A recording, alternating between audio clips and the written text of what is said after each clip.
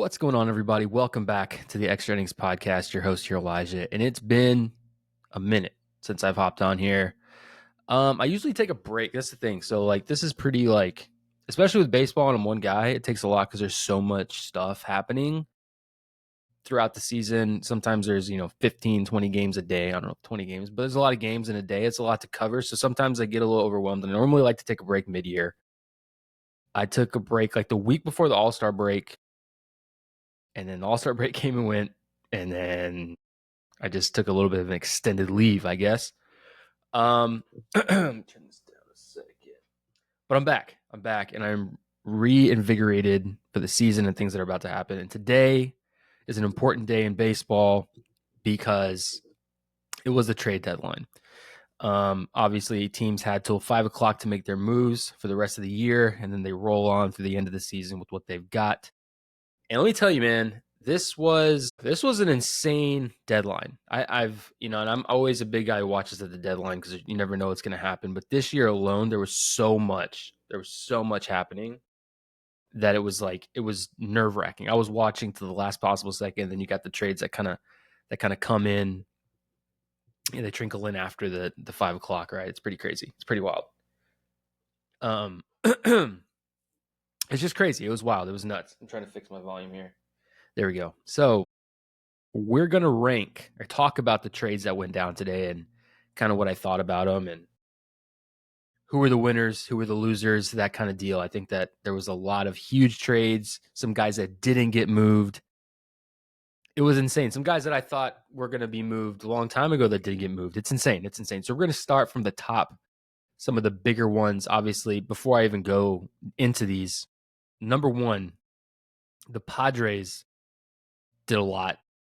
The Astros did a lot. The Yankees did a lot.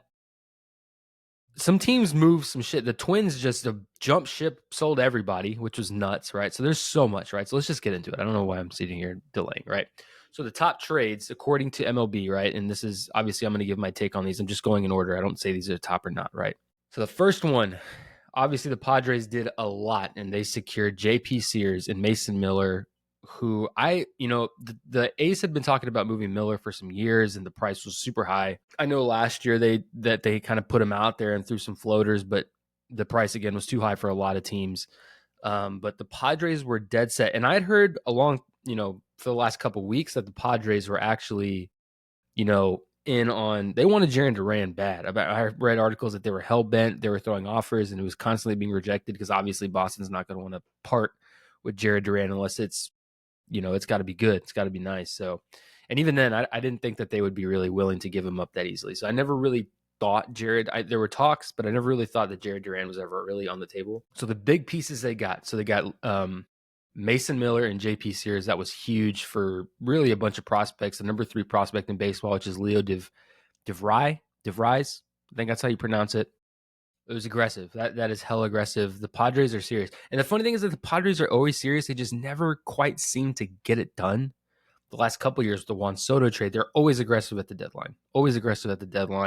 And just can't get it done. But this move right here to add J.P. Sears and then Mason Miller, they have arguably one of, if not the best bullpen in baseball with those moves right there alone. All right.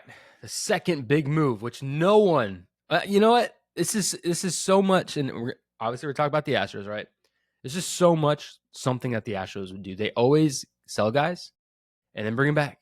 They've done it with Verlander. Really, they've only done it with Verlander, I think, that I've known, right? And now today, which is, and this is kind of, I think, what set the whole thing in motion for the Twins to sell as many players as they did was Carlos Correa, because they signed him to a big deal a couple years ago. In fact, he would have been a Giant, but he failed the physical, right? Twins took him next. When Correa waived the no trade, that's when I think it was sell everybody. They sold Johan, they sold Joe Ryan wasn't on there. We're going to talk about that. But a slew of guys. It had to have been 12 dudes. It was a lot of guys, some big pieces. Obviously, Paddock went to Detroit earlier this week. A lot of dudes went from, they sold everybody. But Carlos Correa and cash going to the Astros is wild. Never would I have thought that I would see Carlos Correa in an Astros uniform. And it's funny because, and I say this every year, I got a lot of friends that are Astros fans, right?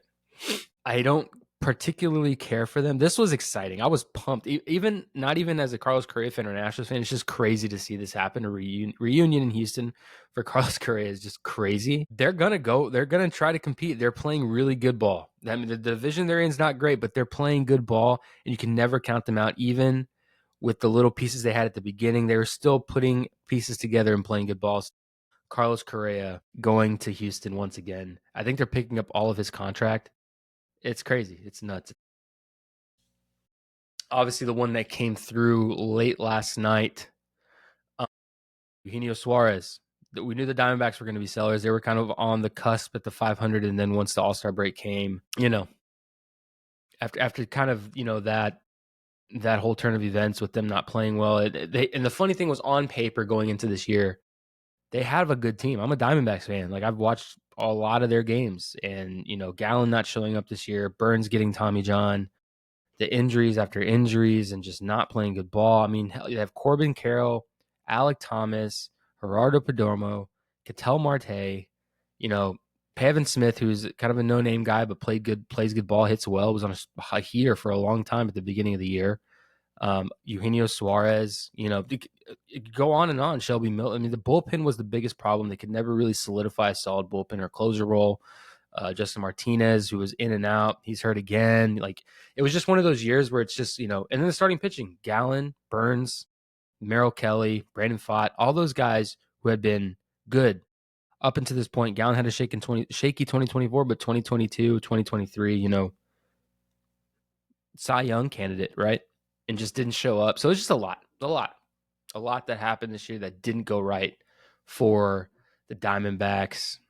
And they're sellers, man. So they sold Eugenio Suarez, obviously sold Josh Naylor earlier this week or late last week. I don't remember the date, but they dealt him a while ago. Yeah, so a big one because Eugenio Suarez is a big bat. They're not messing around. The Mariners are another team that's going straight into it. They're going for it with getting Eugenio Suarez back in a Mariners uniform and the Josh Naylor. So that's crazy. Another big one. Another big one. This was a tough. I don't know.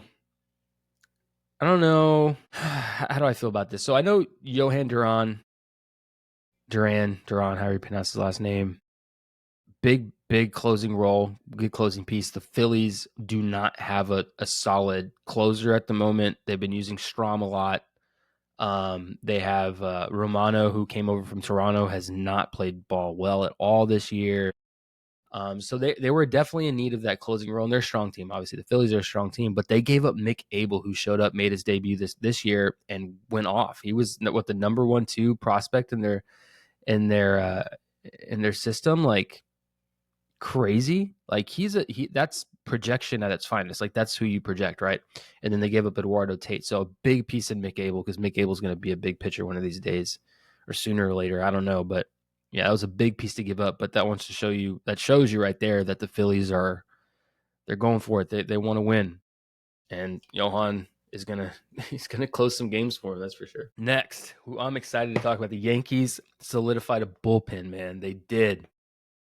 They got David Bednar. And the Pirates and the Yankees have done a lot of deals in the past. This was a big move. Obviously, the New York's had a lot of bullpen issues that they can't really get by anymore with Hamilton, Hill, Fernando Cruz, who I think is hurt. Last night watching that game going to extras and McMahon walking it off, you had, I saw that they're still planning on keeping Williams in the closer role, and he's pitched a lot better than he did at the beginning of the year, but that's still a little bit, I don't know how that's going to shake out. Bednar, obviously a closer, could obviously step into that role if need be, but Boone did say that they're keeping Williams in the closer role. Obviously, they still have Luke Weaver, so it's going to be exciting because that's a big acquisition for the Yankees. They need that. That's been a biggest piece. I thought that they were going to get a starting pitcher. Obviously, we're going to talk about guys that didn't get dealt. We'll wait for that, but obviously a big piece here with David Bednar coming into that Yankee bullpen.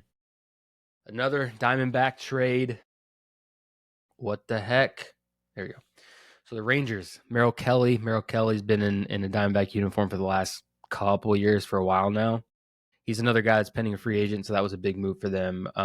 Obviously, he's going to probably be there 3 or 4. I'm assuming 3 behind DeGrom and Eovaldi. But a big piece. I'm not quite sure where the Rangers are going to fall when it comes to the big picture in September. Obviously DeGrom and Eovaldi are key starters there, and then you just got a really big piece in Merrill Kelly, so that'll be interesting. They didn't really. It looks like they gave up Cole Drake, so 3 pitchers.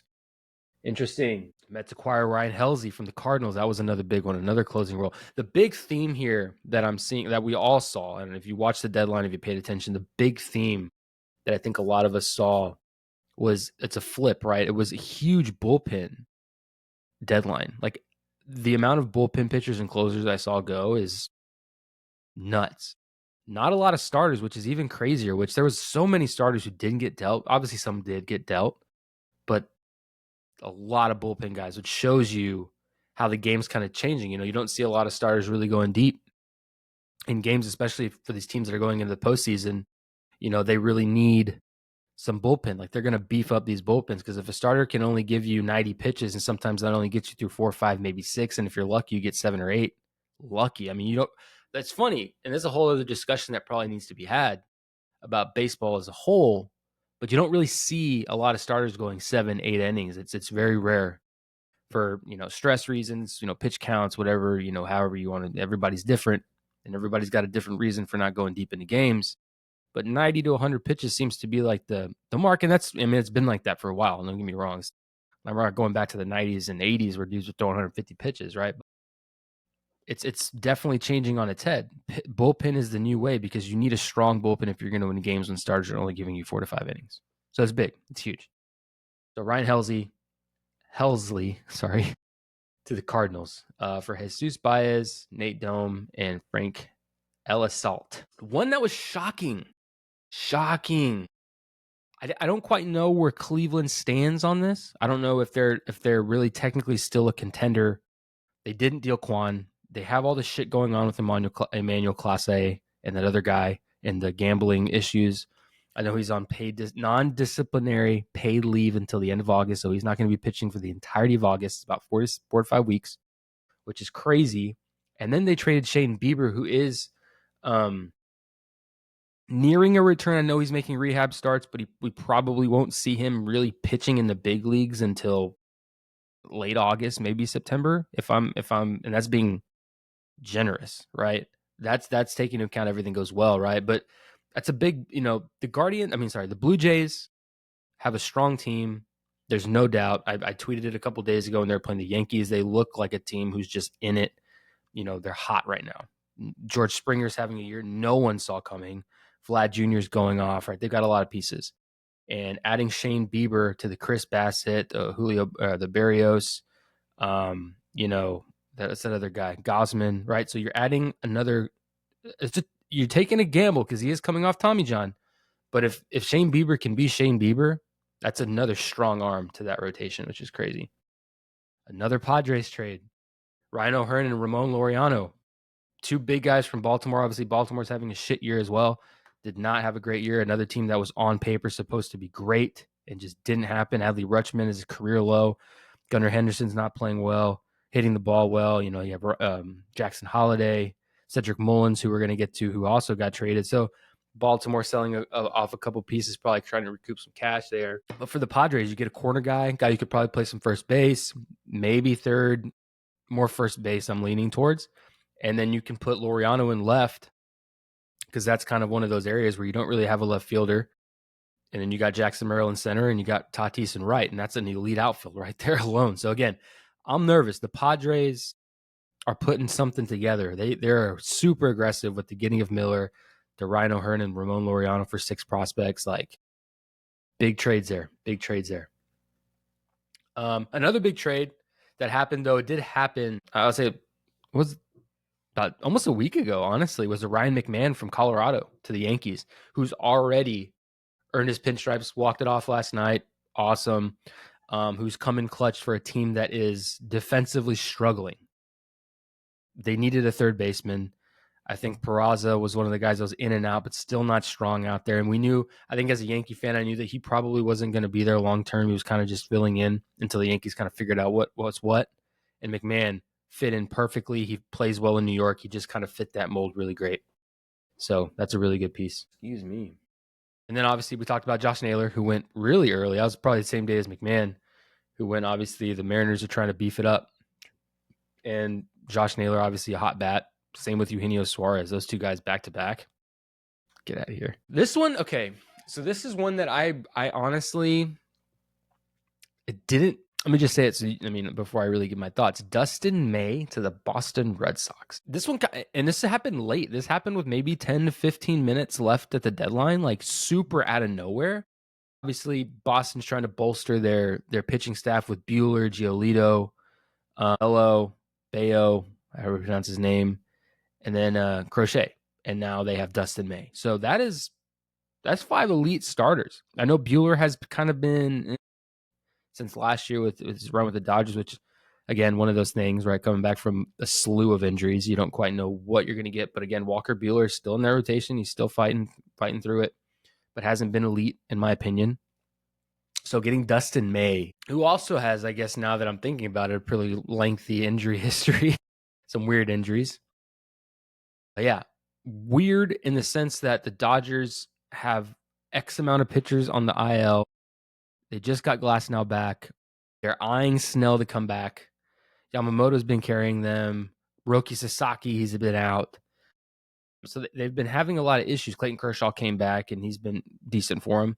But at that point, and I kind of thought, what was the motive behind this? Is this because in reality, they could have technically kept May and used May. There was a lot of skepticism whether or not when all these guys came back, Snell and all these dudes come back, would they put Dustin May in the bullpen? That was kind of one of those things where you're like, would he? And I don't think that was going to work. And I think that's kind of also what kind of pushed the envelope on this trade. Because I got James Tibbs and Zach Ehart. I've never heard of those guys. I think they're prospects. And I kind of saw it, personal opinion here, could be way off. It was almost like with all the shit, the Dodgers had a really tough go of it the last couple weeks before the All-Star break. After the All-Star break, they were just having a really, really tough go of it. Just could not win ball games. I mean, and it didn't help that they played the Brewers like twice in the same span of them playing some of the best baseball, and the Brewers are now one of the best teams in baseball at the moment. But yeah, so my thing is, are they kind of sending a message to the league like, you guys have been shitting on us, worried about pitching? Well, we've got all these guys in our back pocket. Like, we're so confident in what we have coming back that we're willing to just float Dustin May. We don't need him. Cocky move. I don't know if that's what that move was. It definitely feels like that because it came out of nowhere. They made no other moves besides, I think, getting Alex Call from Washington, which I'm sure that'll be on here too. Just a weird move. Kind of seemed almost like a subtle FU to Major League Baseball almost. Rays getting Griffin Jacks. Pretty good piece. The Rays are one of those teams that they're kind of on the bubble. You don't quite know. They also have a strong team. Been watching them play the last couple nights, and then obviously today in New York. So don't quite know what you're going to get out of that. But another big one for the Yankees, Camilo Doval from San Francisco, a big piece. 28-year-old, 15 saves, another closer added to the Yankees bullpen. I mean, they have loaded. They got Bednar, Doval, Luke Weaver, Devin Williams, and Tim Hill. That is a slew. Like, if you get behind a starter on the Yankees and then they start throwing these guys out there, good luck. Good luck, dude. Mets get Tyler Rogers for Jose Buto, Blade Tidwell, and Drew Gilbert. Big piece. Obviously, another Twins. That's not a twin. No, that's from the Giants. Reds get Zach Littell, who pitched last night. Probably didn't even make it out of the locker room, and he was traded. Another good piece for the Reds. The Reds got a couple pieces, and as well as Brian Hayes, who's playing right now. I was just watching him. Another big one. Damn, they gave up. Oh, wait, hold on. Well, this is a three-way. Okay, I knew there was one three-way, and this is one. So the Reds acquired Zach Littell. The Rays got Hunter Fiducia and Brian Van Bell. And then the Dodgers, in the same swoop, get Adam Serwanowski, Paul Gervais, and then Ben Rorvet, who was also a Yankee at one point. So that's pretty confusing. But a good piece because the Reds are waiting for Hunter Green to come back. They've had some great pitching performances from their other starters. Hold on, let me see if I can find Red starting pitcher. That guy had a no-hitter about a month and a half ago, maybe. Red starters. I want to say it's Nick, but I don't think that's what they do. Throw gas. No, not the Red Sox. I don't give a shit about the Red Sox, man. Reds roster. This is what I want to see here because I know that their pitching is legit. Abbott, who's pitching right now. I don't know why I'm drawing a blank on it. Chase Burns. I'm an idiot. Hunter Green, Zach Lodolo, who's been pitching well. Nick Martinez. It wasn't Nick. I knew it. Nick Martinez, right? So adding to that stacked starting rotation is huge for them. A big one. Phillies acquire Harrison Bader, who's going to fit nicely in that outfield. He's got a hot bat right now. Bader's kind of been all over the place. New York, went to Minnesota. He's a good player, man. I've liked watching Harrison Bader. He plays with a lot of energy. He's fun to watch. He's exciting. He just brings a really excitement to the game or whatever team he's on. So that's a big pickup for the Phillies. The Phillies, who were kind of subtle in their moves. I got juked on them getting Zach Gallen, which is crazy, but that would have been a good addition, I think. But Harrison Bader going to the Phillies. Big one. Mets getting Cedric Mullins. I've said for years, him and Trent Grisham, even though Trent Grisham I think grades a little bit lower, Cedric Mullins is an extremely underrated outfielder. I think he's kind of been hidden. Not really hidden because he makes crazy ass plays. People know about Cedric Mullins. That one guy couldn't escape him or whatever. That's the meme, right? But Cedric Mullins for the Mets, that's a big pickup. Big pickup. So Cedric Mullins, obviously, hot bat, great outfielder, great defender. That's a big one. We talked about Brian Hayes. I don't know what that's about. Yankees getting Jose Caballero, who does play short. Interesting. Now we know Volpe has been playing not great. Not great. Who is texting me? Anyway, we know Volpe has been playing not good. He leads the league in errors for a shortstop. I think any position player, maybe, I don't know, but leads the league, leads all of Major League Baseball in errors. He's really struggling, but his bat's hot, which is interesting. So the other thing was that he doesn't get that many days off because there really isn't another shortstop. I can't think of anyone else playing shortstop. And that's kind of been a thought, like maybe is he overworked? Is he kind of injured? Is he working through something? There's been a lot of rumors. No one's been really able to kind of put two and two together in that sense. But getting Jose Caballero is huge. It's big. Because that's somebody who can, if not only platoon, you can play him in other places. He's pretty universal. He's a utility guy at its finest. So that's a good pickup for sure. For sure. That was huge for the Yankees. Kind of a thought here. McMahon's going to stay at third. What do you do, with my thought, and this is kind of a crazy thinking. I don't think this is really going to be a big deal. I don't think it'll ever happen. I think this is kind of crazy. I think you keep McMahon at third.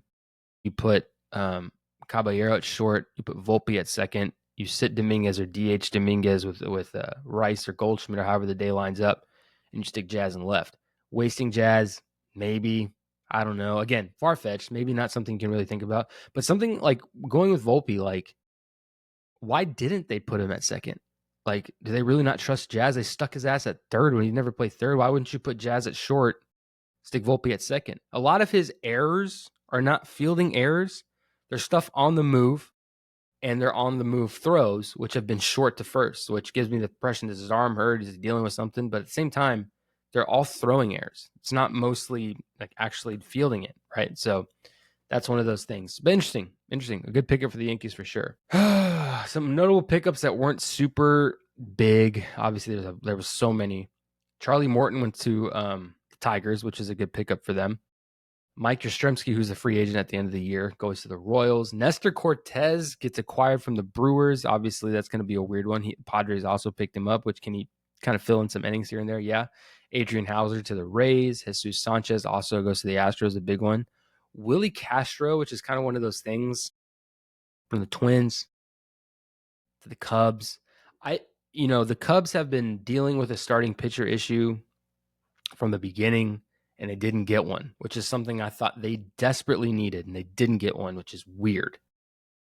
So it's going to be interesting how they address that moving forward. I don't know. I really don't know. I was like, you got to get a starting pitcher. I tweeted it. You need one. And I thought the Yankees were going to get one too, but we're going to talk about that in a minute. Brewers got Shelby Miller and Jordan Montgomery. They must have really wanted Shelby Miller because, and again, a big piece for the Brewers are going to use the hell out of him 100%. He's a great pitcher. But they got Jordan Montgomery too. And a player to be named. Jordan Montgomery has been nothing. You haven't heard from him since the 2023 World Series when Texas won it, and he carried them. After that, he was one of those guys who sat all the spring training. Boris Client didn't play much. He got in there really late in the year with Blake Snell last year. Terrible year. This year he needs Tommy John, so he's not even going to pitch next year. So this was 100% the Diamondbacks saying, we'll give you Shelby Miller, but you got to take this guy. He comes with him. And they were like, bring it all. We don't care. We'll address Jordan. He's not even playing, but we wanted Shelby Miller. That's a big one. Padres got Freddie Fermin, another big one. Brock Stewart goes to the Dodgers. Paul Sewald, veteran, going to the Tigers from the Guardians. Kyle Finnegan, another relief pitcher for the Nationals, who was pretty good a couple years ago, kind of on those coattails, but Tigers got him. Jake Bird also goes to the Yankees. Who else we got here? Some big ones. Phil Maton, I don't know how you pronounce it, goes to the Rangers. The Dodgers got Alex Call. Oswaldo Peraza, who I told you guys was kind of just filling in at third until they got McMahon, traded to the Angels for some international bonus pool money. Steven Matz got moved as well. Red Sox got him. Will he start some games? I don't know. He was a starter on that 2015 team, kind of for the Mets for a while, and kind of found himself in a bullpen role. Again, I wouldn't be surprised if maybe he starts a couple games here and there. Maybe. Mo Urias going to the Astros, another big one from the Orioles. Caleb Ferguson going to the Mariners from Pirates. Yankees got Austin Slater from the White Sox. Montero to the Tigers. Chris Paddock, obviously that was a couple days ago. Carlos Carrasco, who's pitching right now against the Reds, got picked up. The Yankees traded him for a player to be named later in cash. Danny Jansen going to his hometown in Milwaukee for the Brewers. Eric Fedde from the Cardinals. Ahmed Rosario as well. We got him for the Yankees. That's an interesting one. Grichuk, another one that got traded from the Diamondbacks to the Royals. The Royals might be making a move. Might be making something going might be trying to make some moves for the postseason. I don't know. Royals are not a bad team. They got some pieces too. So we'll see. I heard that they were a big move in there for Sandy Alcantara. Now, this is where it gets interesting. Anyway. All right. So, out of all those trades, there were the ones that didn't happen. Now, the interesting ones, the number one guy I was super shocked was Sandy Alcantara. And everyone's been saying for weeks, Sandy Alcantara is going to get dealt. Sandy Alcantara is going to get dealt. Sandy Alcantara is going to get dealt. And they didn't move him. Now, the biggest thing I heard was that the price was too high. Now, here's the deal with Sandy Alcantara, right? Let me pull up his stats.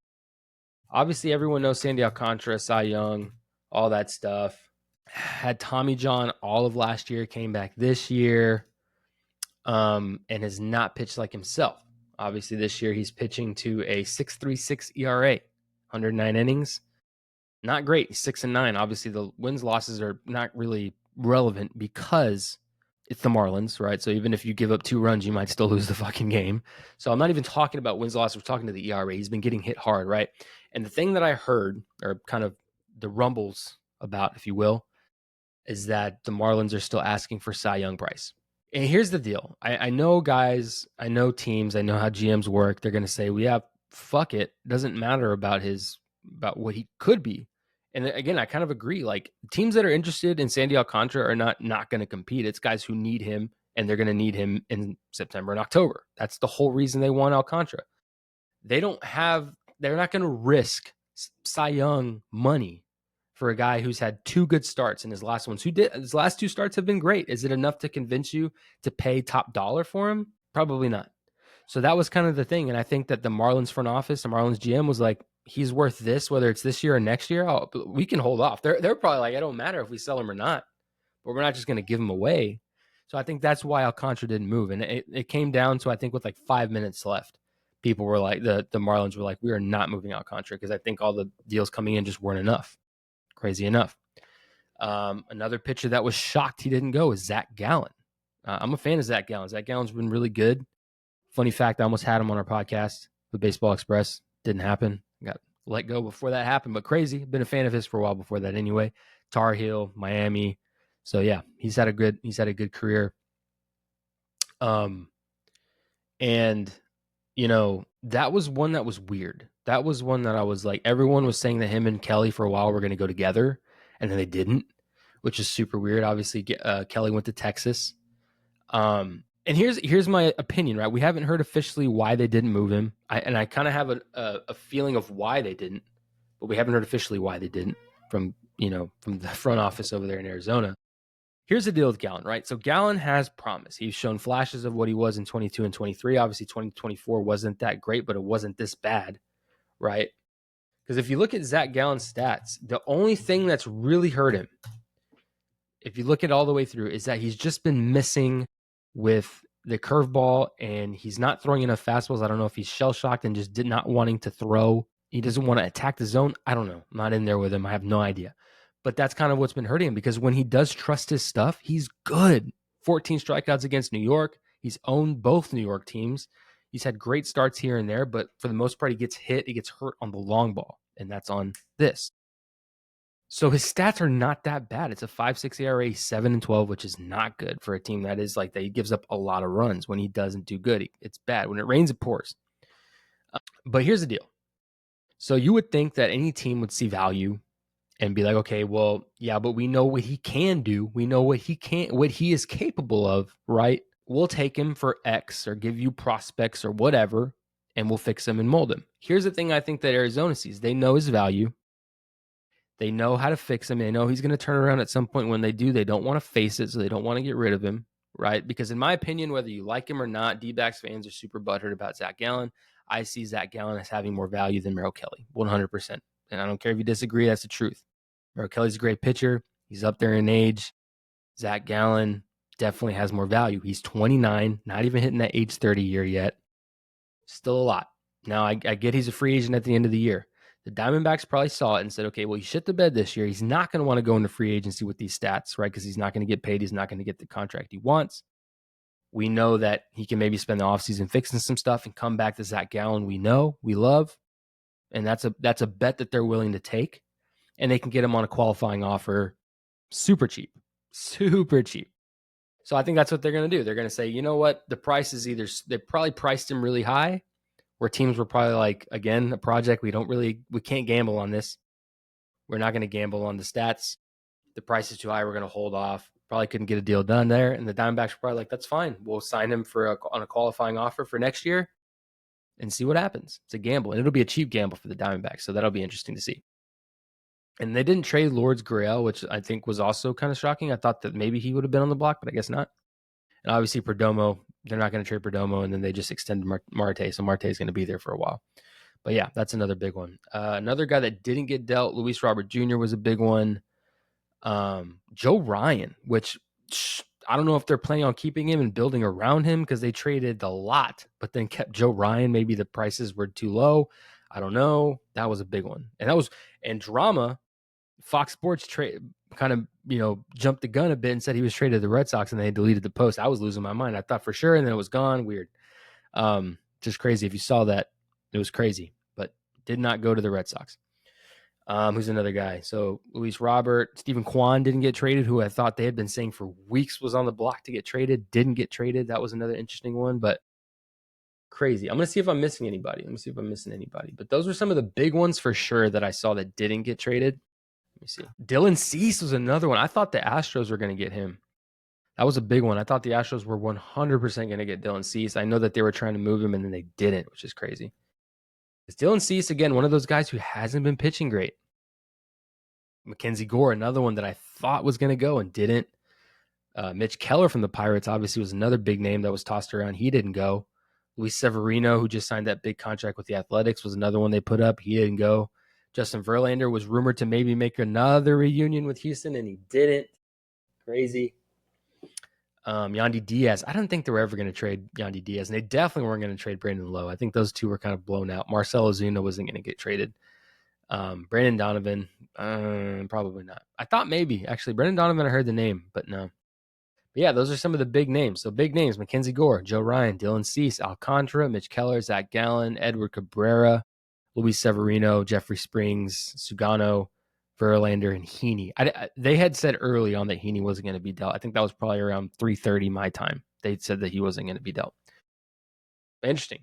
But yeah, so winners who I thought did the most for the deadline, Astros. Getting I don't care. I know it's not like it's monumental. I don't care what you say because it really set everything in motion for the Twins to sell as many people as they did. Carlos Correa executing his or getting rid of whatever, however you want to say it, his non-trade clause and going back to Houston is huge. That's big for the Astros, man. Where he's going to play, a lot of people were concerned he's not going to want to play third. There had to have already been talks. He wouldn't have done all that and not known because they're not going to move Pena. And obviously Pena was coming up when Correa was there. So there's that gel there. They're going to put him at third, Altuve at second, and they're going to leave Pena at short.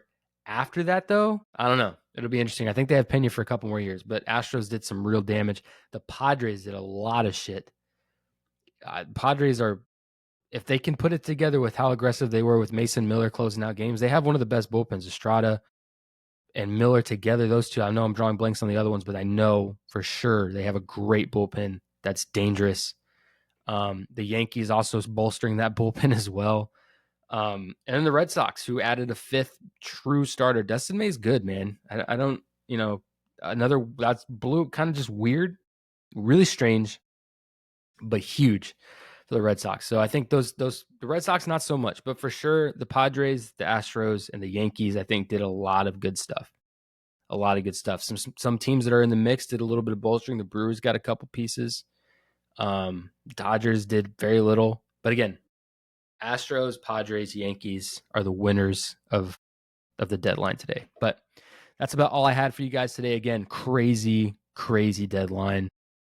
I don't think I've experienced one like that. I mean, last year wasn't that crazy. The year before that wasn't this nuts. Like there was a lot happening. It was I couldn't even focus on my work. I was just watching the deadline all day. It was crazy. If you watched it, you guys know it was a little bit of a roller coaster. It was crazy. And even for the guys that didn't move, it's even crazier. But yeah, man. Okay. So the deadline is come and gone. There'll be a lot happening tomorrow. Not a lot of games today. I think there's only one game happening right now, and I think it's the Braves and the Reds. But this weekend's going to be fun. A lot of guys switching it up, different uniforms. It's going to be fun. So once again, guys, thank you so much for listening. A little short episode today just on the deadline. Be sure to follow. I'm going to be posting more. I know I say that every time. I think what happened is I kind of burned myself out because I think I need to do so much. So I'm going to try to figure out a better route to do this to make sure I can actually get some consistent posts out for you guys. I'm going to figure it out, but there's more coming, I promise. So follow us on TikTok, Instagram, subscribe on YouTube. If you listen on Spotify or Apple, be sure to rate it. I appreciate it. Helps with the algorithm. So thank you so much for that. And again, we're going to be back with more. I promise. But thank you guys for listening, and we will catch you guys in the next episode.